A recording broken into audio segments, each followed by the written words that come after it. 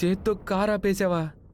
నాకని కోపం వచ్చిందంటే చేత్తో ఆపడం కాదు, ఈ వేలుతో కార్నెత్తి అవతల పడేస్తా. మర్యాదగా నన్ను కార్ ఎక్కించుకొని లిఫ్ట్ ఇవ్వు, లేదనుకో కాల్తో నీ కార్ని పచ్చడి పచ్చడి చేస్తా. పాపం నోరు లేని ప్రాణి, దీన్ని పచ్చడి చేయడం ఎందుకు అని కాన్సంట్రేషన్ నీ వైపు తిప్పాననుకో ఎలా ఉంటుందో తెలుసా?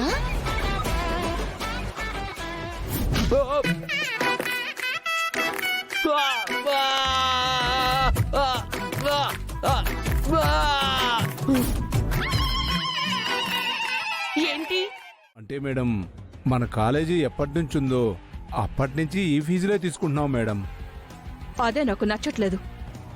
ఇక నుంచి అన్ని మారాలి. ఫీజులు పెంచమని ఆల్రెడీ చెప్పాను కదా. మేడం, సడన్ గా ఫీజులు పెంచితే కడతారంటారా? పిచ్చోళ్ళ ఉన్నారే మీరు.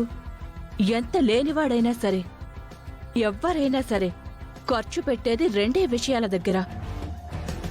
ఒకటి ప్రాణం, రెండోది చదువు.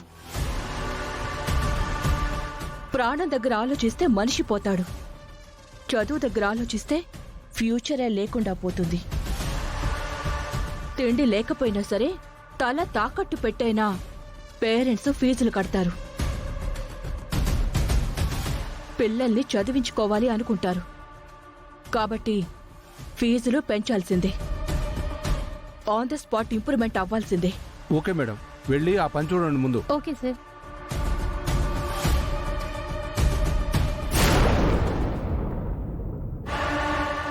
Excuse me ma'am. ఏమ్మా, ఏంటి ఇలా వచ్చావు? మేడంతో కొంచెం పనింది సార్.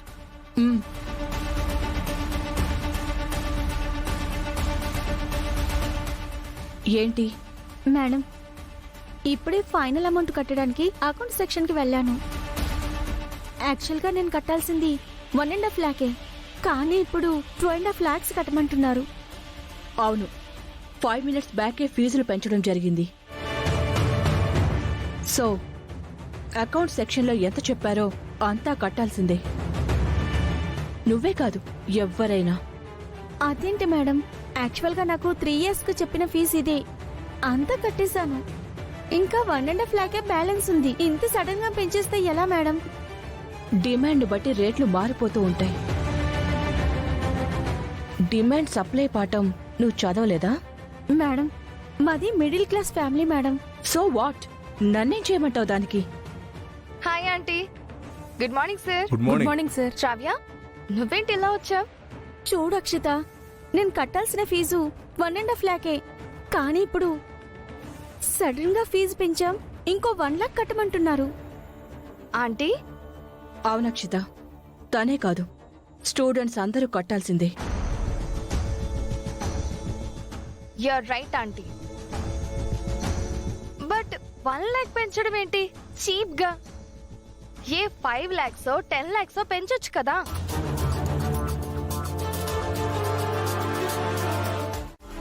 ఈ 1.5 lakhs కట్టడానికి మా నాన్న చాలా ఇబ్బందులు పడ్డారు మేడం.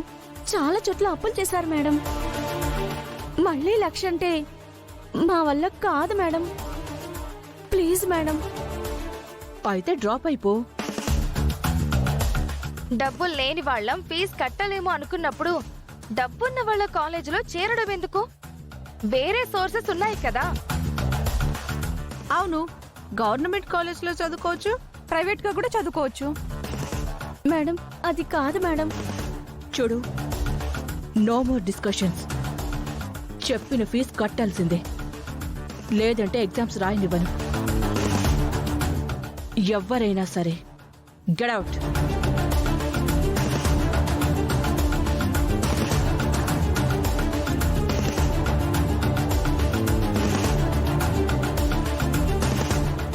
అక్షిత, అక్షిత, ఏ జరగండి జరగండి.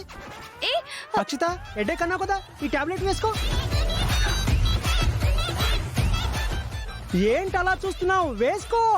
చంటి, ఏంటిది? అక్షితకి హెడేక్ అంటమ్మా.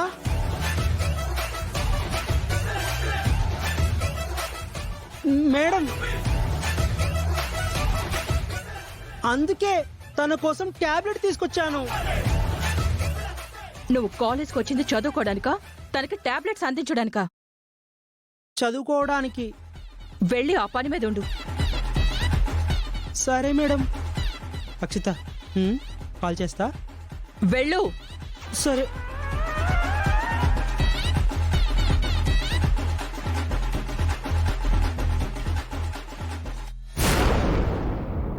అక్షిత, చంటి ఏంటి? ఇందాక వస్తున్నప్పుడు కూడా చూశాను. నీతోనే ఉన్నాడు, నీతోనే మాట్లాడుతున్నాడు. ఇప్పుడేమో టాబ్లెట్స్ కూడా అందిస్తున్నాడు. ఏంటి విషయం? అయ్యో ఆంటీ, అలాంటిదేం లేదు. తను నాకు 2-3 టైమ్స్ క్రిటికల్ పొజిషన్ లో ఉన్నప్పుడు హెల్ప్ చేశాడు. జస్ట్ ఫ్రెండ్గా మాట్లాడుతున్నాను అంతే. సరే, వాడికి కొంచెం దూరంగా ఉండు. ఫస్ట్ వాడేం చెప్పినా పట్టించుకోకు. అయ్యో, అక్షిత అలాంటి అతన్ని ఎందుకు పట్టించుకుంటుంది మేడం? అతని పర్సనాలిటీ చూసారా? అలాంటి పర్సనాలిటీలంటే అక్షితకు అస్సలు నచ్చదు. అవునంటీ, ఆ పర్సనాలిటీ చూసారా ఎలా ఉందో? ఈ ఎంట్రన్స్ వెడల్పుగా ఉంది కాబట్టి అతను ఫ్రీగా రాగలిగాడు. అదే కొంచెం తగ్గించుంటే అసలు లోపలికి రావడమే కష్టం.